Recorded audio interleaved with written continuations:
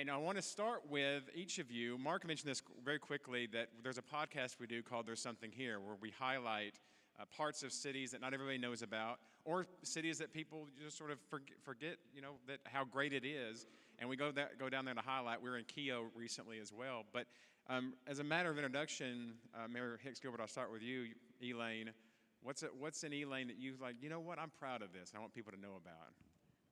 Thank you so much. And one of the things I'm proud of in Elaine are the resilient people. A community of people who understand, I would say, have perfected how to bounce back.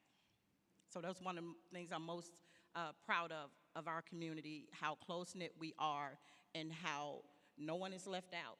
And if it appears or you feel like you're left out, we know as a community how to pull you back in. So our resiliency is what I'm most proud of the Elaine community.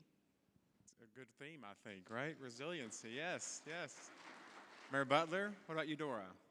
One thing I can say I'm proud of the people in Eudora is we used to be known for the catfish capital of Arkansas.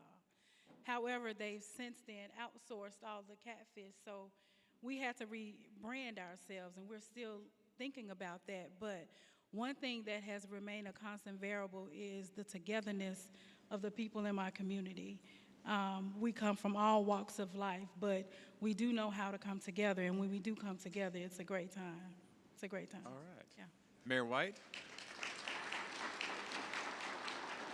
So you need to know that Keogh is population 207, and what I'm proud of is we are riding the wave of success of a true grassroots movement to save our community. We realize that no one's coming to save us. So we rebranded ourselves as the Arkansas Pecan Capital and have the Arkansas Pecan Fest in December, the State Pecan Pie Championship, and a squirrel calling contest. Our logo, our fun theme is, did you come to get your nuts busted? And so that's what we say in Keogh. All of that has led up to our recognition as the 2024 overall winner of Community of the Year because of the grassroots movement and my volunteer coalition, the Keogh Collective, the Squirrel Sisters, who can move mountains and get all that done. We've just done it on our own, and I'm proud of that. Population, all overall winner. With you have 207 people, that's a big deal. So, congratulations. Yeah. So I'm gonna pull a new one of y'all. You don't know this. We're gonna do a squirrel calling competition right here on the stage. So I got a feeling you already know how to do it. I don't know how to call a squirrel, right? I love your focus on community, and I want to talk about you specifically real quick. Your paths to being the mayor, and everybody's path to being a city official is unique. And I think it's important to highlight your particular paths to becoming the mayor of your hometowns. And so, Mayor Hicks-Gilbert, I'll start with you. What was your path like to become the mayor of Elaine? Trying to get someone else to do it. I asked pastors, started with the young people first, but this was not what I thought I was supposed to be doing. And after giving the previous mayor and city council headache after meeting, bringing in statutes and, you're not doing this, you're violating this. And then the community started saying, you do it. And, so that was my path. And one day I just pulled the papers offline, filled them out, came home, announced it on social media, and said, I'm about to do this, and posted it up on Facebook, and here I am.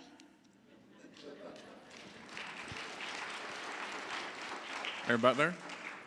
So this was not my initial plans. I was currently living in Dallas, Texas, and I was working with a group of individuals from my hometown. We were working on getting a charter school in Eudora because our kids are transported to Lake Village, 4th through 12th grade. So we were working on getting a charter school, and the closer we got to certain parts of the application process, I found myself traveling about 1 or 2 times a week from Dallas to Eudora. That's taxing on the pocket and, mentally, because you lose a lot of sleep. So I ended up moving back home only with the hopes of us getting this charter school going. So the plans for that didn't go as we had planned, so that fell through. And I found that people started asking me, are you going to be our new mayor? And I'm just like, y'all just swore somebody in. Now, he was just sworn in January of 2019, and this was like March, April. And I'm just like, what is going on? I didn't know what was going on. So I said, let me do a little research, and I found out. So I said, I need to hear from God because I know how I am. I only like being the center of attention when I want to be the center of attention, and I don't want everybody in my business. So I went to Houston, Texas to my mentor's apartment, and she was gone, which was perfect. And on the morning of the 8th day, because I went to pray and meditate, I really had to hear from God about this thing because this was not part of my plans. And on the morning of the 8th day, just as clear as my voice is that you hear it, he said, go home and run. Now, I was washing out a glass bowl because I just finished eating some cereal, and I almost dropped that bowl because I know nobody is in here but me. But to hear a voice just as clear as say, go home and run. So he said it again. So I packed my bags. I said, hey, mission accomplished. She said, what were you doing? I said, I had to hear from God. She said, what's that serious? I said, girl, I'm about to go home and run for mayor. She said, you must be crazy. I said, me and God both must be crazy because he told me to go home and run. But that's exactly what I did. Knew nothing about politics, knew nothing about government, municipal government, nothing. But I have faith, and I know if he tells me to do something, I better do it. And here we are. We had a special election March 3rd of 2020, swearing-in ceremony March 10th, and March 11th, the first day of the pandemic, was my first day in office. And I sat at this desk with 2 keys and a computer and said, God, you are so funny.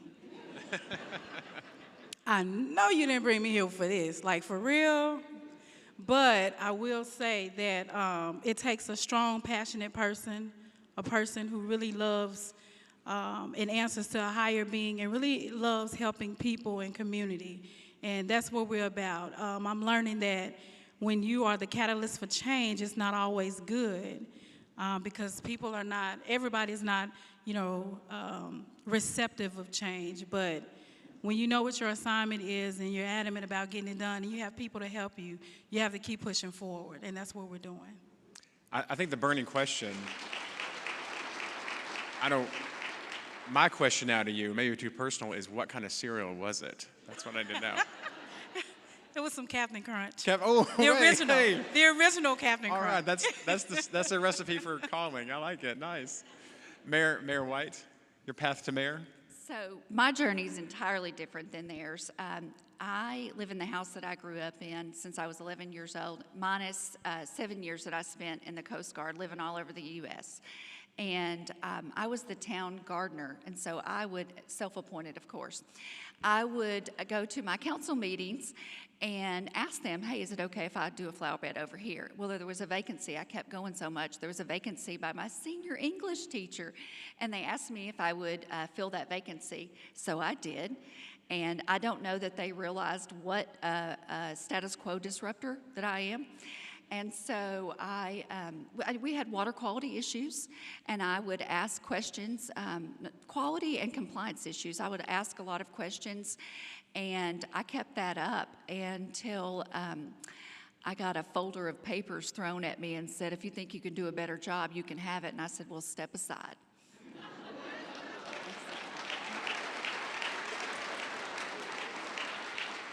You mentioned you were the status quo disruptor, and I think, Mayor Hicks, I think you have a similar nickname, right? What was your nickname? They call me the Delta Disruptor. Delta Disruptor, yeah. But I do really admire that. I think we all do, and I think we all have the same sort of calling in a way that, if we want to see, we be the change that we want to see, right? And that's an important part of everything that we do.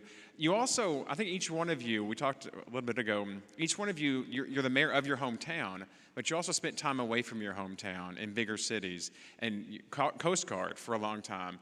So what experiences in those bigger cities or being out in the Coast Guard are you able to bring back to your hometowns as mayor? Well, I used to live in the Dallas, Texas area. Graduated from college at UAPB. I got my first master's from Webster University in Jacksonville, and then second from University of Phoenix in the Dallas campus. So with that, in public administration, business administration, working in the mortgage industry, human resources, all of these areas,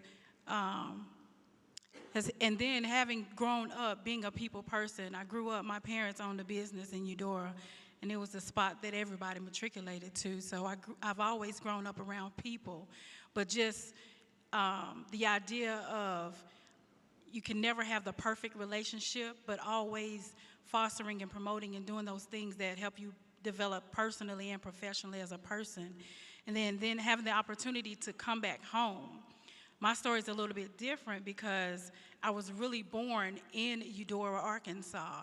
I wasn't born in Lake Village at the hospital or Greenville, Mississippi, which is typically where people go when they give birth. I was born in Eudora by a midwife. And when I was 5 years old, I had the honor and the privilege of meeting her, and I still remember that moment to this day. So when I tell people I'm born and raised in Eudora, I truly am. So I'm just that much more passionate about my hometown, and having seen where we used to be and what we used to have to where we are now, getting away, being blessed to be connected with a lot of people from different other areas of life, taking all of that, bringing it back home, we can't help but thrive and succeed. But I'm always preaching and knowing that I'm not in this battle, on this battlefield alone. I have sisters like Mayor Hicks and Mayor White, and other mayors in the audience. It's really not easy, and it takes a passionate person, and not realizing that once you put your name on that line, you're like an open book. And people go and try to find different things about you, some to help you, some to tear you down. But you have to have some thick skin. And if you don't have thick skin, I guarantee you, if you hang around long enough, it will grow. But you learn patience. And if you don't have a prayer life and a communication line with God or whomever you serve, you will have one. Right. But bringing all of that back home, I think, was really, really important, because we have a broader vision, a deeper vision of what it takes and who it takes to make it happen, because we definitely cannot do it alone. Before God rest her soul, I had a council member who asked me shortly after I was elected, she said, what makes you think you have what it takes to run our city and you haven't been here? And I said, I'm just going to be as transparent as I can be and respectful. I said, really, we're like a soap opera. I grew up watching All My Children, One Life to Live with my mom, and at the time I hadn't seen an episode in like 27 years. I said, I bet you I can go and watch one episode of each show tomorrow, and I will be caught up to date as what's been taking place over the last 25 years. She said, you make me sick, get up and leave.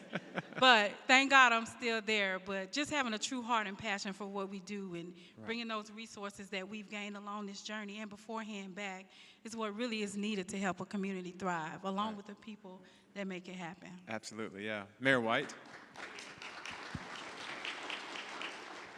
So I have this little side hustle as an RN at Children's Hospital for the last 28 years, and I work every weekend as that. And along with my years in the Coast Guard, learning about public health and social determinants of health and what makes for a healthy community and healthy family, as well as my time serving and leading in the hospital, all of those things prepared me for where I am now. Mayor Hicks-Gilbert? Now that I know, a lot more about running a city, I look back to, I raised my family, was mayor and raised my family, my two children here in Little Rock for 25 years before I moved back home. And during that time, I managed 3 estates. So just estate manager, going from property to property, making sure things were repaired, were no leaks, and, maintenance people coming in, managing the property. And also at that time, I was a paralegal and working in contract law, entertainment and contract law from home. So I like to think, well, now I know, when you have to do ordinances, resolutions, contracts, and all of that experience. But especially being away from home. When you're in a small rural community, you're just like you're in a silo. You're compacted, and then you get used to doing things the same way. And a lot of times we have elected officials who would just come in and do what the administration before them did, and then the administration before them. And then we find ourselves doing the same thing and thinking it's right. So being away from home, having lived elsewhere, and seeing how other governments work, and seeing some of the things that they do, and being part of the school board as I was, working in the community, part of the school. So I like to think that experience has definitely helped, especially having a paralegal background has definitely helped me in the city of Elaine. All right. Mayor White of Keogh, you came up with the title of this, Drugs, Dogs, and Drainage. And I know you have a comment on why you came up with that, but I want to start with you on this one. That's part of what mayors do, drugs, dogs, and drainage especially. Why'd you come up with the name? What were you, the title of this session? What are you really trying to convey to all of us? So when Valerie reached out to me to see about talking here, and I said, there's a few conditions, but one of them is we're going to have to call it, John doesn't say it right, dogs, drugs, and drainage. Those are the three problems that I just can't seem to get a handle on. I joke and I say, I thought it was going to be pecans, pie, and positivity, but it's really the 3 Ds. But then really what it is water, wastewater, and broadband. So it's all those things, but it's humorously, the dogs, drugs, and drainage, it just sums up it's hard. Those are the hard things right there. You need to know which way every ditch flows in a small town, so that you can address when you're in the Delta and they raise rice, nothing drains. So, and then dogs. We don't have a dog catcher, and I refuse to do it. So I have to know who every dog, friendly or not, and who they belong to. And then drugs, well, that's a whole nother topic that we'll probably get to. I'm sure we can all relate to all the things that you have to do, but to the dogs, drugs, and drainage, I think I got it right or closer this time. I'm from Conway, so we don't, when you're talking about drugs, dogs, and drainage, Mayor Butler, kind of what all goes into it? Like from your perspective, when you hear those three things, like, yes, that's what I do, what comes to mind? Well, with the dogs, we have a dog catcher, but I still get the phone calls. And I ride around to take a look at the situation, assess the situation, and dogs are like gang members. They travel in packs. I honestly did not realize that until I started riding around. I'm like, what is going on here? Like, seriously.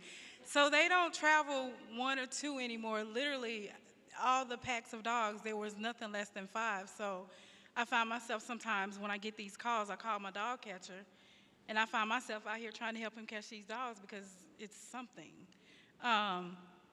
Especially when you have elderly people who love to go on their morning walks, and it's 5:30, 6 o'clock, Jesus, and the phone rings, but you have to get up and go because you don't want anything to happen to these people. You don't want anything to happen to anybody, but these are your people of wisdom. These are your staples and pillars of the community, so you have to protect them, And then with the drainage, we have water leaks and issues, and I find myself sometimes in the hole.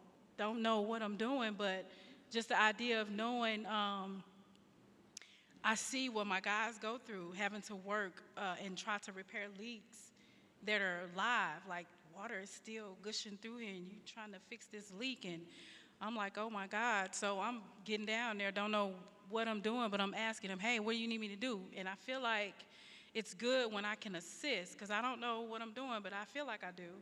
If I can just pass you a wrench or something that you need, or help get the rocks out of the water pumps while we're trying to pump this water out. And when I first started this, y'all, I promise you, I said, I feel like I can go and take this water exam and ace it like it's nobody's business. Because I had to learn so much, because I really wanted to know how we can fix this. Because in my community, it's been a decades age problem.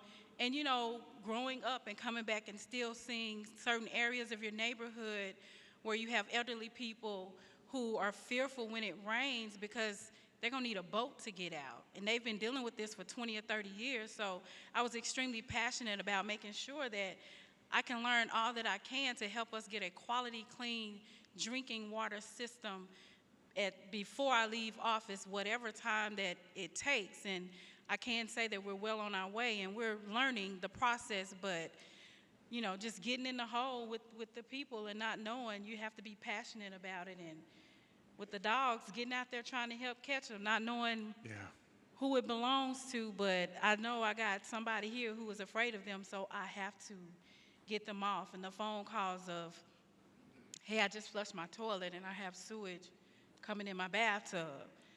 What do you do?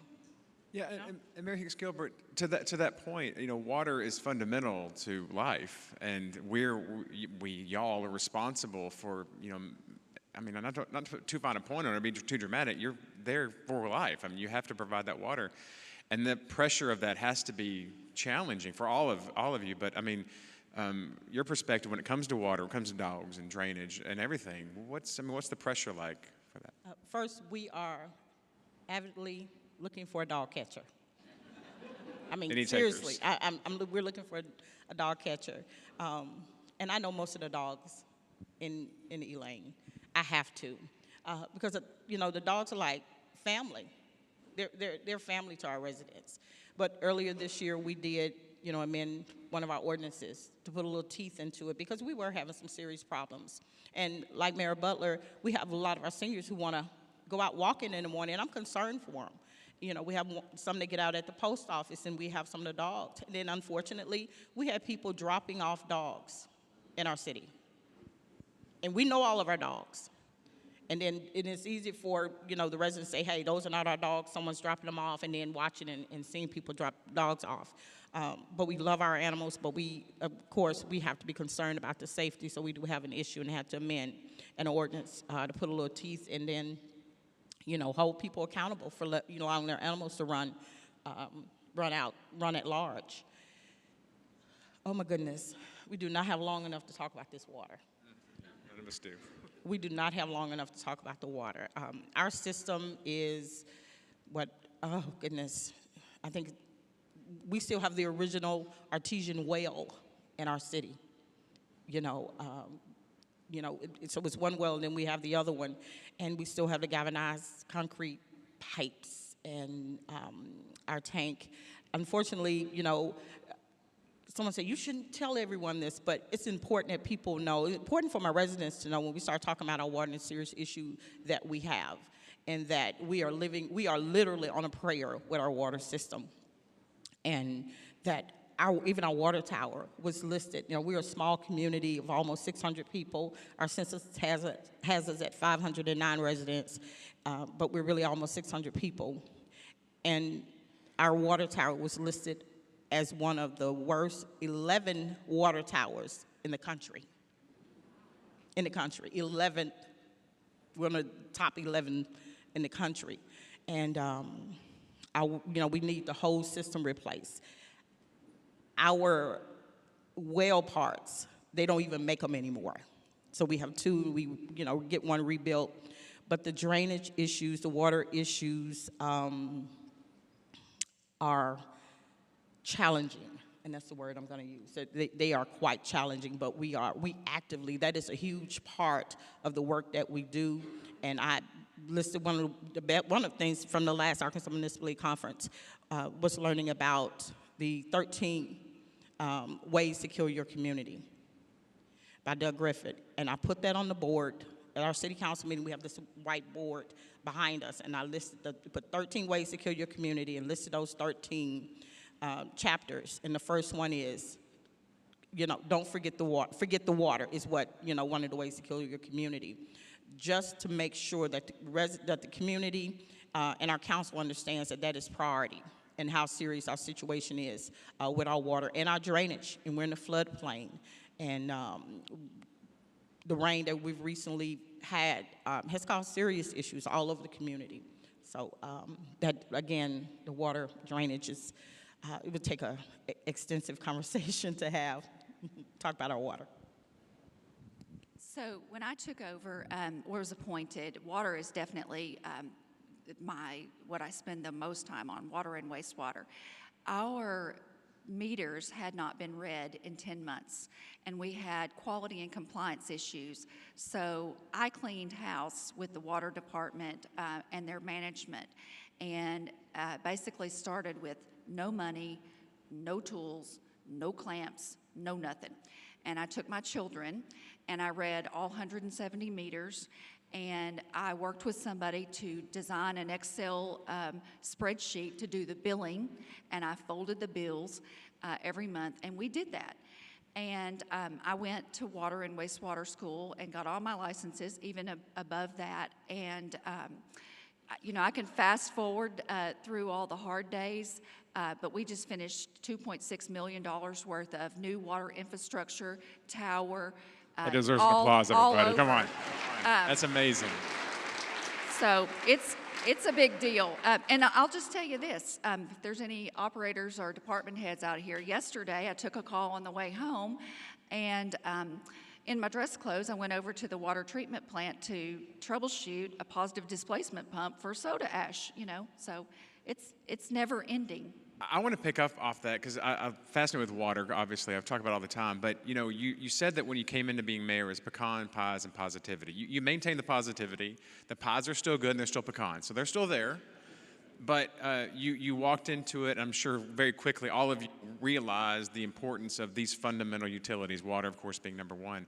And when I first was introduced to you, Mayor White, I was introduced as this is Mayor White, who somebody last saw in the ditch, helping with back to Mayor Butler's point about handing the wrench or doing something to help.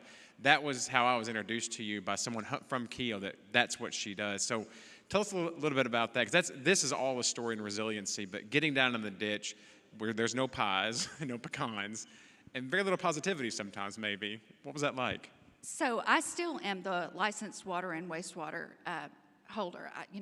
I do have a couple of part-time helpers, but they're not licensed, and I am where the buck stops because, that's a problem as far as operators being able to afford to pay a full-time operator. And so Monday through Friday, when these guys are at their real jobs, I maintain everything. The cool thing about what I did with water, and I didn't know at the time, but because I had to look for those meters that hadn't been read in 10 months and they were covered up, I got to talk to everybody and just introduce myself and what I was about, and that upped my street credibility, and so now still to this day, anybody, anytime can and does call me about the quality of the water. So, I can walk it and talk it. So that's I like the street cred because we talked about this too. Now, by the way, you're taking calls in your dress clothes. You may actually go out there. I'm assuming that it gets muddy down there in the ditch. I remember playing in ditches as a kid too.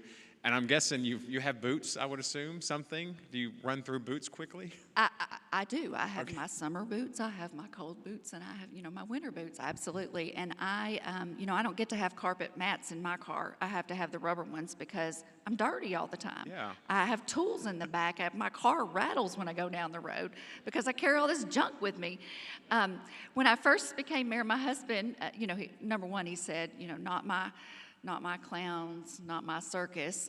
And we walked out of Home Depot, and he had a big toolbox full of stuff, and I was like, what's that for? And he said, oh, you'll see. And that's my story right there. Yeah. So, yeah. Well, Mayor Butler, I know you get street cred by being out there trying to help people, help people that are doing the water projects. What's it like in Eudora? How important is that street cred? Well, I will say, while campaigning for mayor, I was determined that we would have a good water system. So I must say, I'm proud to say we're well on our way. We have 2 projects going right now, a third one underway with our watershed project, but we have a $1.6 million project to rehab our water towers and replace a main well. And then we also have a line replacement project going on, and that's about $3.75 million, where we had a project back in 2015, 2016, where all the lines did not get replaced. So now we have funding to replace all of the lines in the city.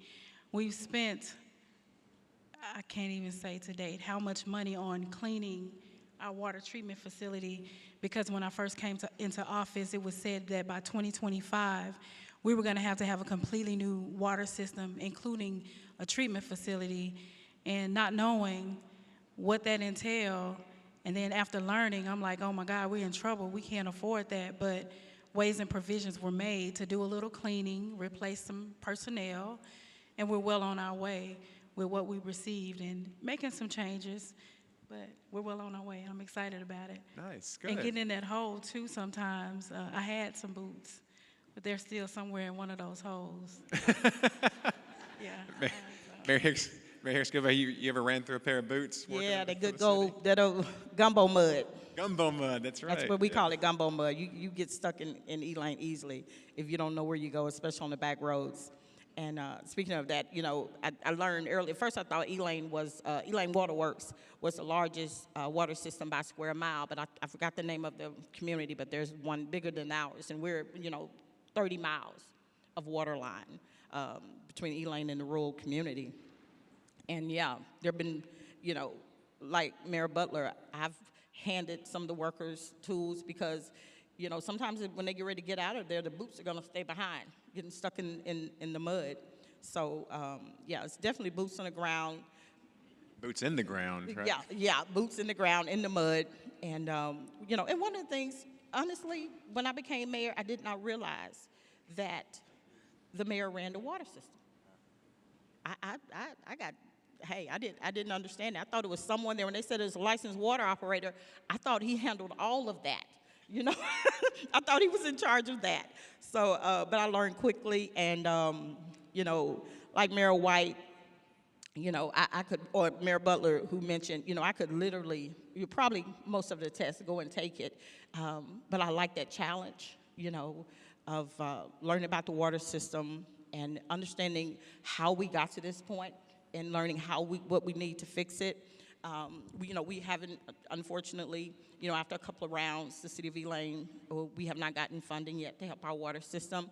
We're hoping that is corrected soon. But we are part of, with our drainage, we're definitely happy to say we're part of the watershed project. And Elaine received $6.2 million with the Arkansas Black Mayors Association in the watershed project. So we are definitely excited. Most money Elaine has ever received on any project. So we're excited about that, and that's definitely going to help, especially our residents, because of the drainage issues that they have. We have a section of our community that's designated as a floodplain, and there are residents who literally cannot get loans to build homes because of the drainage issues. So that watershed project is going to help us in that regard. How much was it again? $6.2 million the city of Elaine received for the watershed project.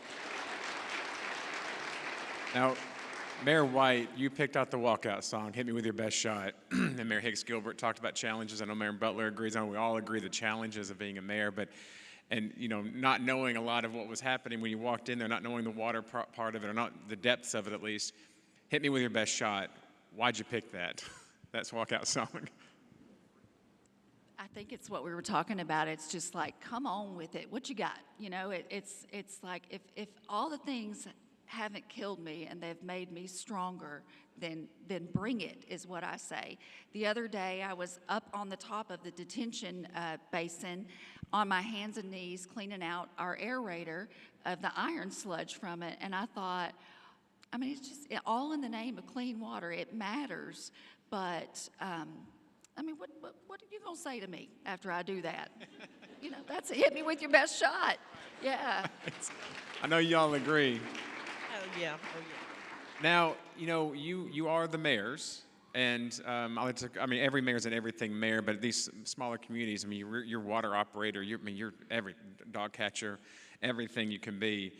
But I know you don't do it alone either. And tell me about the people that help you in city staff and the community. So Mayor Hicks-Gilbert, I'll start with you. And I hope I don't get in trouble for saying this. The people who help me the most are the nosy people. Elaine, I don't know what it is about Elaine. We think we're supposed to know everyone's business. And sometimes that's been, a lot of times it's been helpful for me, you know.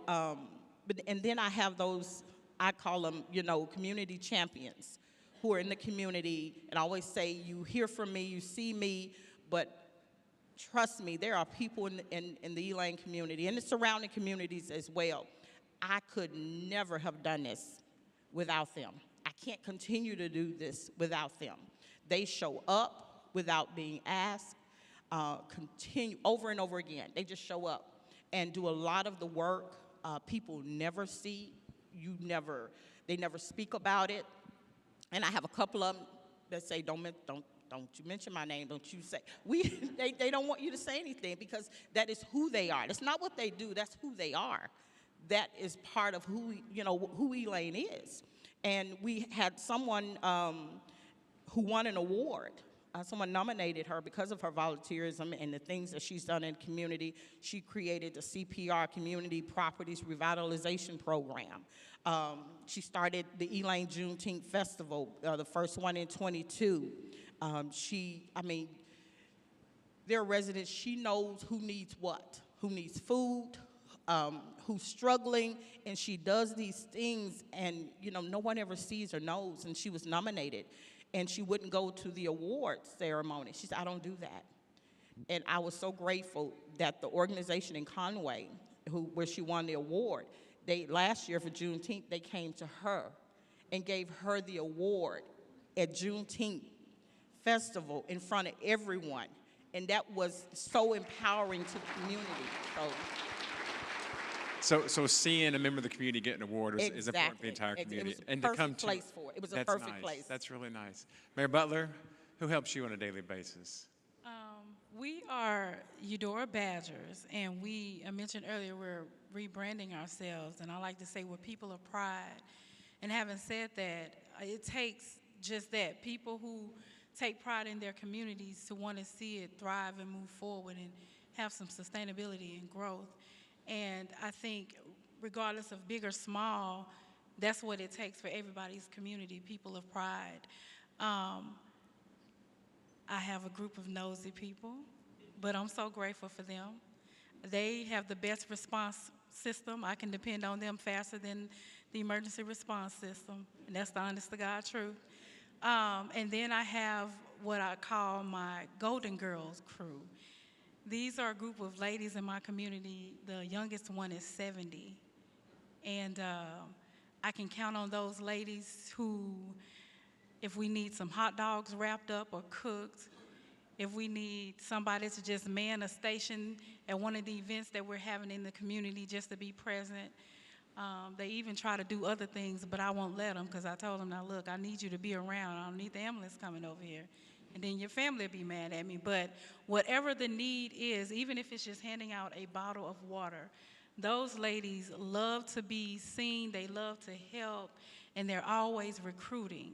So with people like that, I couldn't do it. I have to have those kinds of people. And then you have even the men who love to volunteer their times and talents. We have, like other communities, a lot of nuisance properties. They will take their lawnmowers and their tractors with the bush hogs on them and go and clean up some of these properties for these other property owners who are not even in town, but who don't have a clue as to what's going on. But it takes, like Mayor Hicks said, community champions and the nosy people to help make the communities thrive and grow forward, and I'm grateful to have some.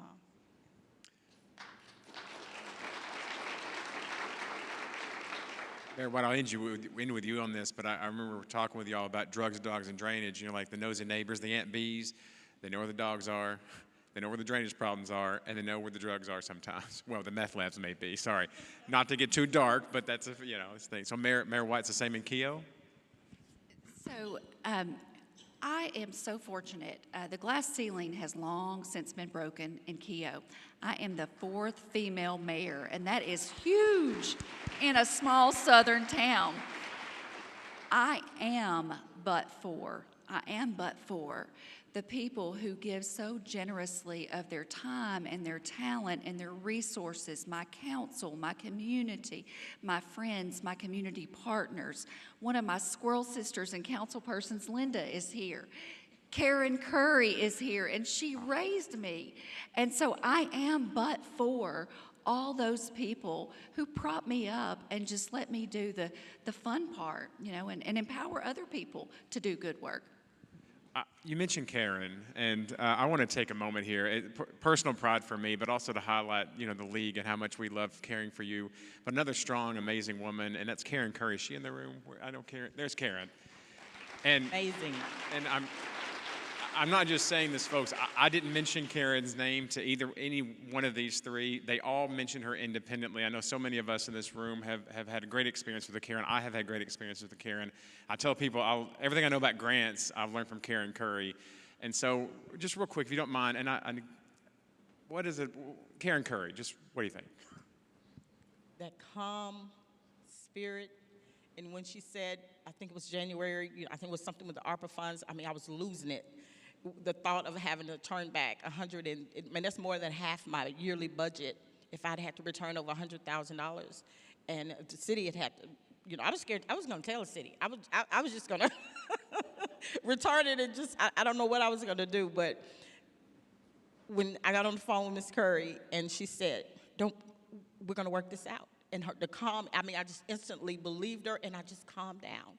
And just her spirit and the help she's provided, it's invaluable to the city of Elaine. I appreciate you, Ms. Curry. Mayor Butler? I can go back to when we first received notice about the PPP funds. And once again, I knew nothing, didn't know anything. But I will say, we were emailing each other, and then it got to the point to where we were speaking on the phone. And just like Mayor Hicks said, it was always this calm voice. Oh, don't worry about it. We'll get it. We'll make sure this takes place. We'll make sure this takes place. Just, did you do this? Yes, ma'am. Did you do that? Yes. Oh, well, we're going to be fine. And that's with every encounter. And it's already stressful, especially when you don't know what you're doing. But then when you have this other calm voice on the other end of the phone who knows what she's doing, and then make you feel like, well, shucks, I got this then, So thank you so much for always being like that with me. Mayor White? I have talked to Karen probably on one of my lowest days as a mayor and water person. And big water girls aren't supposed to cry.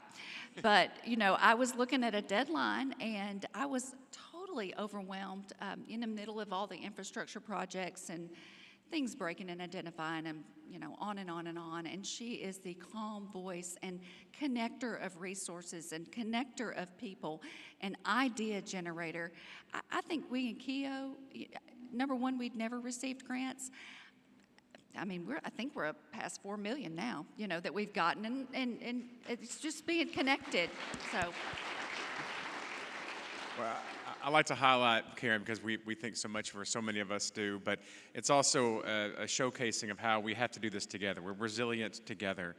And making friends, and I think, Mayor White, in your case, literally making someone be your friend is so important. So can you tell us the importance of being friends and finding friends amongst this group of city leaders, city and town leaders here at the Municipal League and beyond?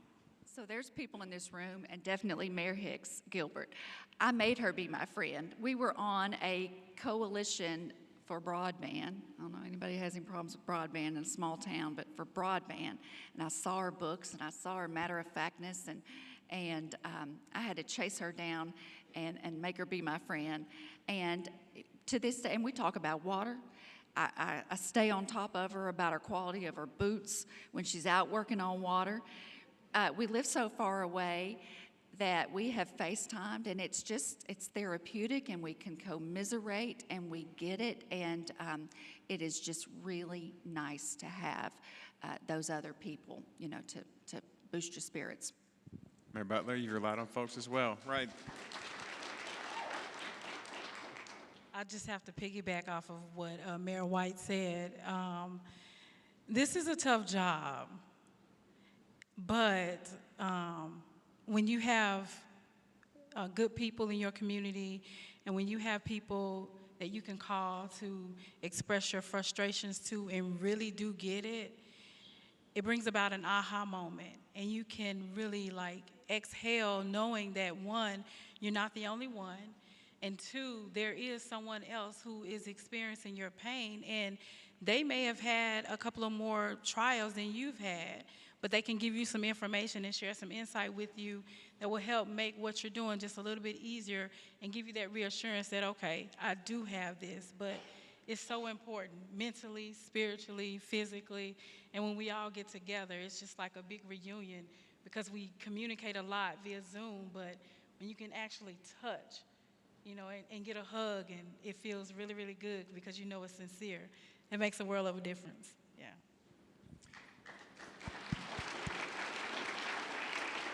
Mayor Hicks-Gilbert? Thank you, Mayor White, for making me be your friend. It has been, I mean, I've learned more about the water system, about the frustrations of doing this from Mayor White, just having those times when we can just talk and just let it all out, just talk, cry, whatever we need to do with someone who gets it. I mean, I know there are mayors and city council people in here, all who, especially our mayors, we get it. But just having one or two people, you know, you can count on just to call, just to get it out, just to talk, and say those things you can't say to anyone else. That's the best part. Just saying things you can't say to anyone else has been invaluable for me, and thank you for being my friend. I'm the So- winner there. Last quick topic. Last words on, we're obviously rooted in resiliency. We have to focus on that going forward. We're in this together. Any last parting thoughts, Mayor Hicks-Gilbert, on what resiliency means and how we need to move forward and with that spirit? You know, this job, and I think all of the mayors here, and most of us in this room, let me say this, you know, this is a tough job. It's a challenging job. But through all of this, you know, the struggles and, you know, the things that we're going through, the cities are going through, it's rewarding. It's been rewarding for me. It really has. Seen the transformation for my community, for the people there, educating them, and it, you know, makes it all worth it. I mean, there are 2 o'clock in the morning phone calls. It gets frustrating. You know, when I said open door policy, my community took me at my word. I tried to put the little thing in place where they schedule an appointment. They came in the door. I mean, it didn't go over well. So, you know, having that open door policy and being connected to your community and making sure you are a mayor who shows up, and not just a mayor and elected official, showing up for your communities is, you know, it's invaluable. And again, this job is very challenging, but it's also rewarding, and I'm grateful that the city of Elaine, the community, and the residents chose me to lead.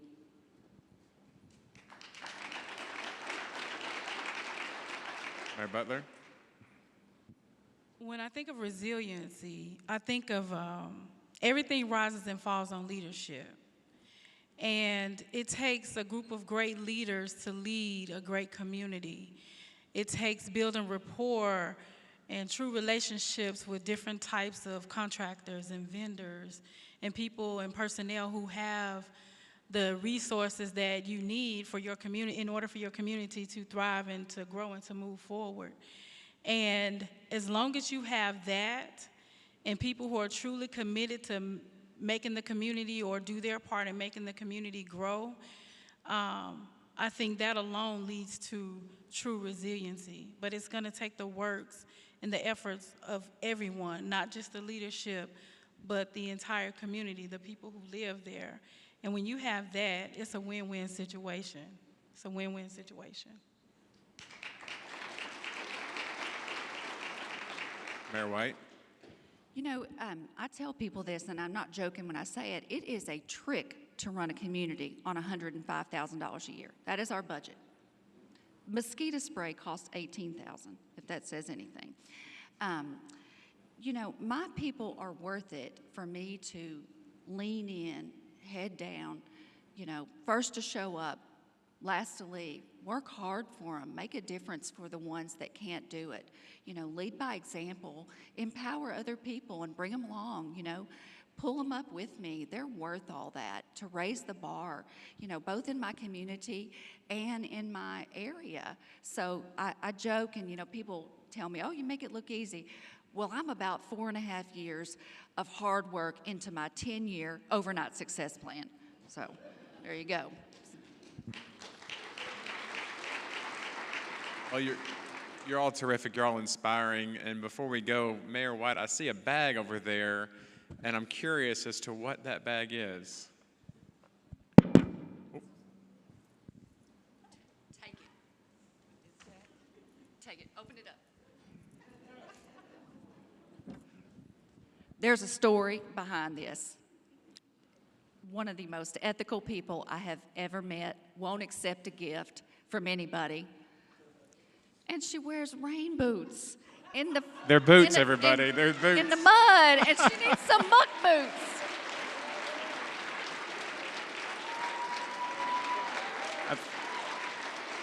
I think we have to know the story now. What's the story? Tell about your boots.